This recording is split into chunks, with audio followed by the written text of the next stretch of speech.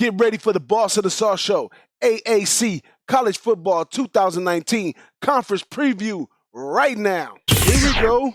Here we go. Here we go. Houston Cougars. We have made it to this team. Let's go through Houston Cougars. Now, Dana Holgorsen comes over from West Virginia on his first year here, and he's going to bring his whole arsenal of offense along with him. Now, this team was 8-5 last year, and Holgorsen gets 7 on offense, 3 on defense. So he gets a quarterback, a wide receiver, another wide receiver, another wide receiver, a left tackle, a center, and a right tackle. What does that equal? A line, somebody to throw it, and somebody to catch it. That's all you need in a good passing offense. Now, on defense, it's not that pretty. He has a defensive end and 2 strong safeties. So he may be able to lock something down over the top, but the running game, those little tight end passes, they're going to be relying on new talent to lock those parts of the game down. So my analysis on this team is over.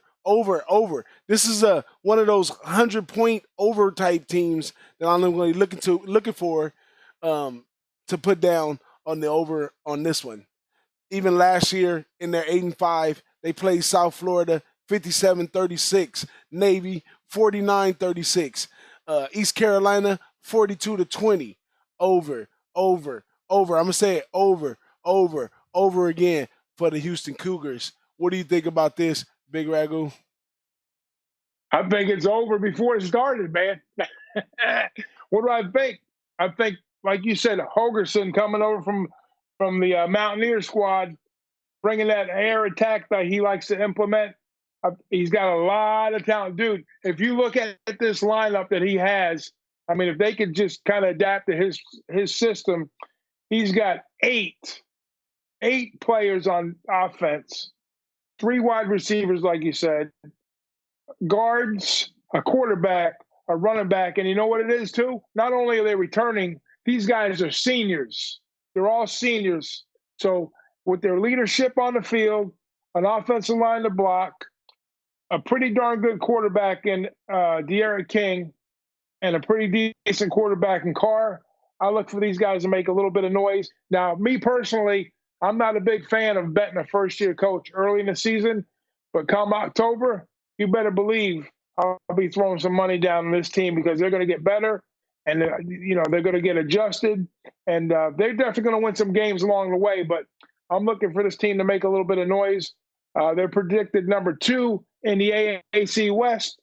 I wouldn't be surprised if they win that thing going forward. Now, their Achilles heel was their defense. I think they ranked 10th in the defense in the West last year. So they brought in a guy from Arkansas State to shore up the defense, and his name is Joe Coffin, I believe. I don't know a whole lot about him. Joe Coffin. He's known for his attacking style, Ark State. And they think he'll make a switch from a 3-man to a 4-man front. So maybe that'll slow down things. Maybe to get a little pressure on the opposing quarterback, slow the run down. Because they're going to need it in this league. Like you say, it's a wide open league. And that's going to be the turning point for this squad. If they could make some defensive plays, and I think the offense is going to be there based on the history and the talent and the coaching style, look for Houston to make some noise in this division early and late. Now, I say with the schedule that they have, the schedule is gonna predict the future. Basically, they open up at Oklahoma, then they go see Prairie View, then they see Prairie View at home, then they get Washington State at home, and then they go to Tulsa, to North Texas, they get Cincinnati at home, and they also got to go to UCF and then play Memphis after that. So their work is cut out for them here. Back to, like I said earlier about some other teams, it's all about balance. They may lose to Oklahoma, but it may build them to beat Memphis or UCF towards the end of the season. So I see these guys on the first-year coach, tough schedule coming out, opening up at Oklahoma. I see them doing the same thing as they did last year, 8-5, 8-4, plus a bowl game, or they might bump it up to 9 wins, but I doubt it. I got them in. I lock them in at 8. But that's it right there for me on the Houston Cougars. What you gonna do with this team this year? Like I said, I'm going to be a pretty good observer early, and probably be playing on them a little bit later in the season. So I'm going to be, the jury's going to be out for me watching them as a fan, and I'm kind of hoping things develop for them because I would like to get involved with this team just by the talent that they have and the coaching style Holgerson.